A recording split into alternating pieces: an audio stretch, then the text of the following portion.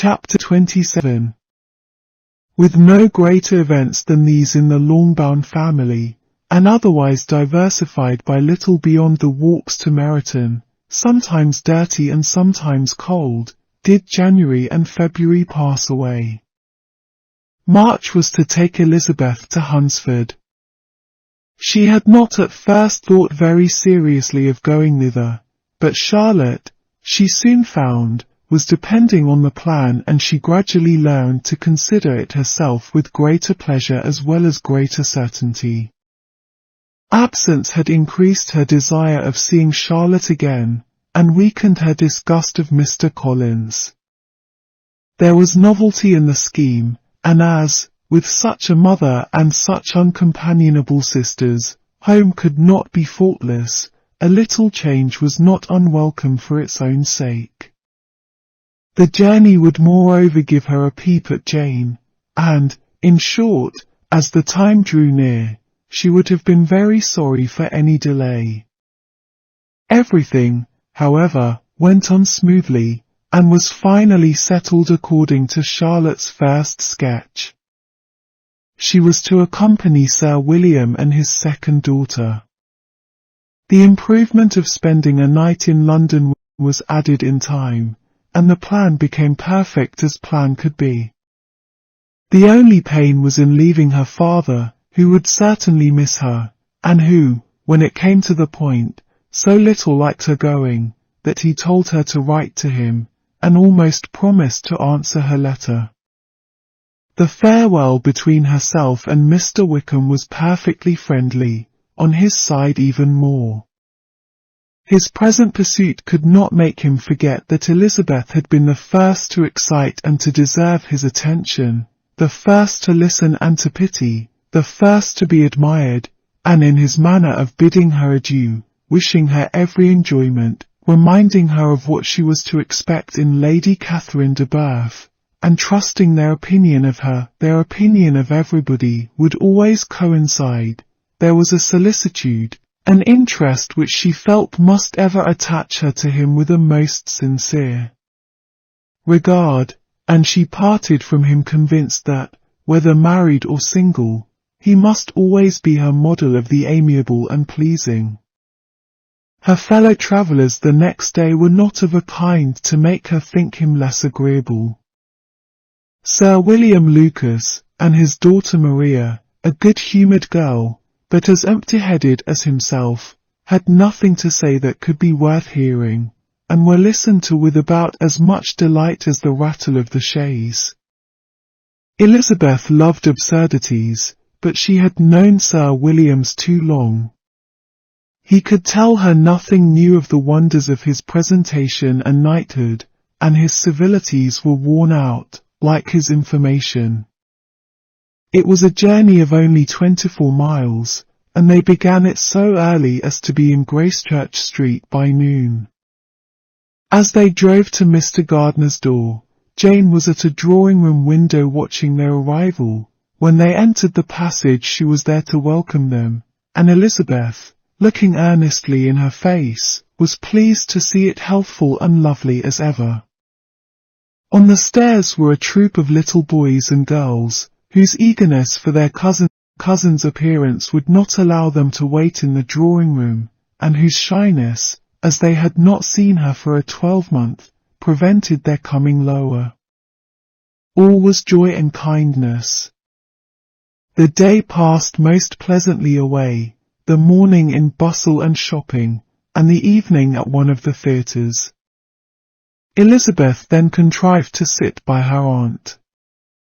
Their first object was her sister, and she was more grieved than astonished to hear, in reply to her minute inquiries, that though Jane always struggled to support her spirits, there were periods of dejection.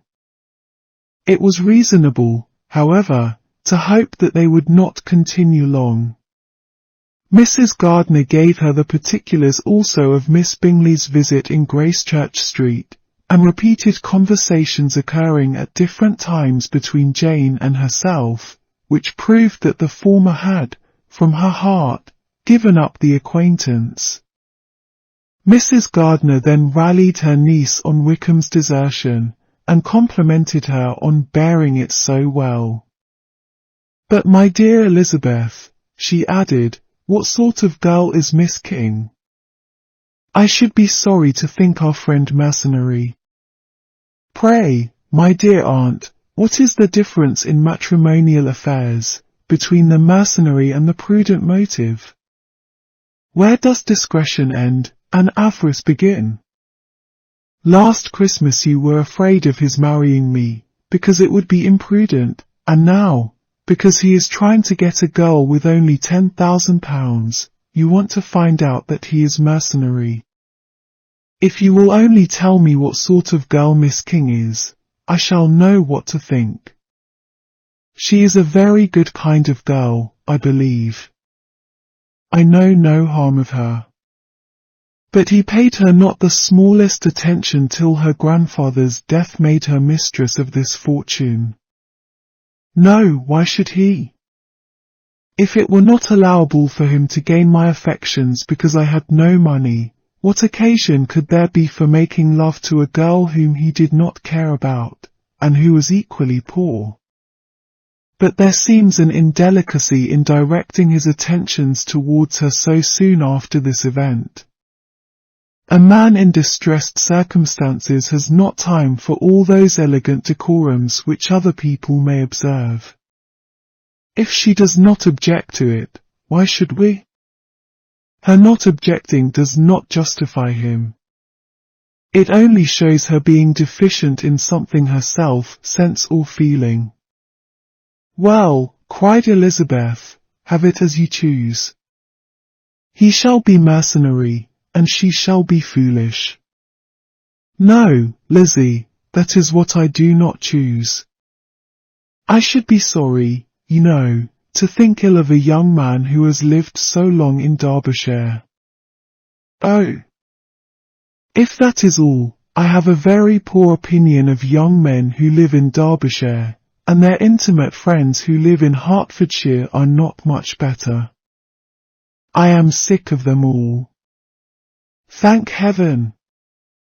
I am going tomorrow where I shall find a man who has not one agreeable quality, who has neither manner nor sense to recommend him.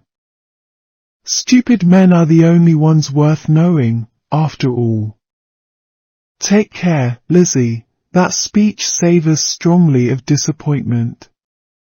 Before they were separated by the conclusion of the play, she had the unexpected happiness of an invitation to accompany her uncle and aunt in a tour of pleasure which they proposed taking in the summer. "We have not determined how far it shall carry us," said Mrs. Gardiner, "but, perhaps, to the lakes." No scheme could have been more agreeable to Elizabeth, and her acceptance of the invitation was most ready and grateful. "Oh, my dear, dear aunt," she rapturously cried, "what delight! What felicity! You give me fresh life and vigour. Adieu to disappointment and spleen. What are young men to rocks and mountains? Oh! What hours of transport we shall spend! And when we do return, it shall not be like other travellers, without being able to give one accurate idea of anything. We will know where we have gone, we will recollect what we have seen. Lakes, mountains, and rivers shall not be jumbled together in our imaginations, nor when we attempt to describe any particular scene, will we begin quarrelling about its relative situation. Let our first effusions be less insupportable than those of the generality of travellers.